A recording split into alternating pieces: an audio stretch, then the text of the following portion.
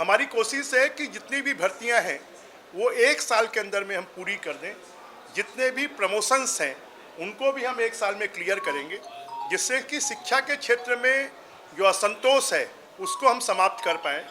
जो कॉलेज के बच्चे हैं और ग्रामीण क्षेत्रों में रहते हैं, जिनको आने जाने में परेशानी होती है, उनको 6,000 रुपये साल का उनको हम ट्रैवल अलाउंस देंगे। एक इसके पीछे बड़ा उद्देश्य है कि बहुत सारी ऐसी शक्तियां जो विदेशी धन के आधार पर छत्तीसगढ़ की डेमोग्राफी को, छत्तीसगढ़ की इकोलॉजी को बर्बाद करने की कोशिश कर रही हैं और लोभ लालच के माध्यम से बिना शासन को सूचना दिए धर्म परिवर्तन करवा लेते हैं और उसके कारण विवाद पैदा होता है, उसके कारण समाज में विद्वेष पैदा होता है। उसको रोकने के लिए कि लीगल रूप से धर्मांतरण हो सकता है, जो भी इनलीगल धर्मांतरण करेगा उसको कठोर से कठोर सजा दी जाएगी। इन्होंने तो पूरी शिक्षा व्यवस्था को ही तहस नहस कर दिया था। स्वामी आत्मानंद स्कूल का उद्देश्य अच्छा था, परंतु उसकी व्यवस्थाएं खराब थी।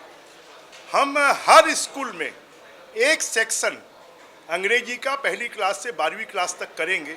अगर वहाँ पर 3 सेक्शन है तो एक सेक्शन अंग्रेजी माध्यम का होगा, अगर 2 सेक्शन है तो एक सेक्शन अंग्रेजी माध्यम का होगा। तो इसके माध्यम से धीरे धीरे कर हम 25,000 स्कूलों में अंग्रेजी माध्यम से और हिंदी माध्यम से दोनों पढ़ाई साथ साथ होगी। उसके लिए हमें नए शिक्षकों की भर्ती भी नहीं करनी होगी, उसके लिए हमें नई बिल्डिंग भी नहीं बनानी होगी, और इसके लिए इन्होंने जैसा स्वामी आत्मानंद स्कूलों में भ्रष्टाचार किया है वैसा भी बिल्कुल नहीं होगा, उसको भी हम रोकेंगे। जो अब हम कमांड सेंटर बनाने वाले हैं, उस कमांड सेंटर में एक एक शिक्षक के बारे में विस्तृत जानकारी होगी कि कौन अंग्रेजी में पढ़ा सकता है, किसने अंग्रेजी में शिक्षा ली है, किनको अंग्रेजी स्कूलों में भेजना चाहिए, किनको हिंदी स्कूलों में भेजना चाहिए। जो उन्होंने अनारकी कर दी थी कि हिंदी स्कूलों को बंद कर दिया, हिंदी स्कूलों का नाम बदल दिया, हम ऐसा कुछ भी नहीं करेंगे। हम जो सही चीज़ होगी, जो नियमों के अनुसार होगी, वही हम करेंगे। आज ही एक प्रश्न के उत्तर में बताया गया कि पिछले 5 सालों में 34 शिकायतें हुई हैं। ये तो सिर्फ शिकायतें हैं। अगर हम देखेंगे तो पूरे छत्तीसगढ़ में 3400 से ज़्यादा ऐसे प्रकरण हुए हैं। आप बस्तर में तो देखते हैं कि आए दिन वहाँ पर आदिवासी समाज धर्मांतरण के विरोध में आंदोलन करता है, प्रदर्शन करता है। वहाँ पर वर्ग संघर्ष की स्थिति पैदा हुई है और इस वर्ग संघर्ष की स्थिति को रोकने के लिए और समाज में सद्भाव बनाए रखने के लिए हम ये धर्म स्वतंत्र विधेयक ला रहे हैं।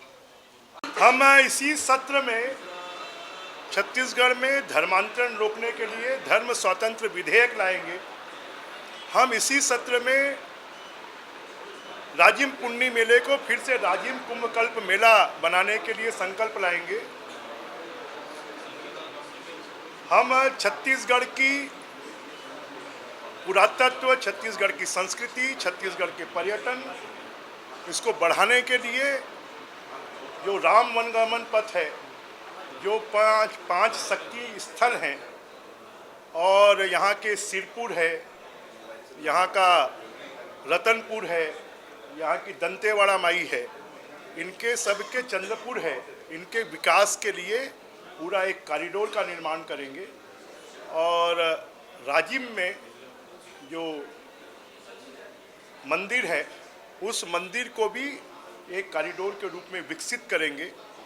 हमारे स्कूल शिक्षा विभाग में आने वाले समय पर एक कमांड सेंटर बनाया जाएगा, जिस कमांड सेंटर के माध्यम से 50 लाख बच्चे, 50,000 स्कूलें और 3 लाख शिक्षक, शिक्षिकाएँ, लेक्चरर, प्रोफेसर, प्रिंसिपल और 4th क्लास 3 क्लास कर्मचारियों सबके ऊपर में अनुशासन में रखकर शिक्षा के स्तर को ऊंचा उठाया जाएगा।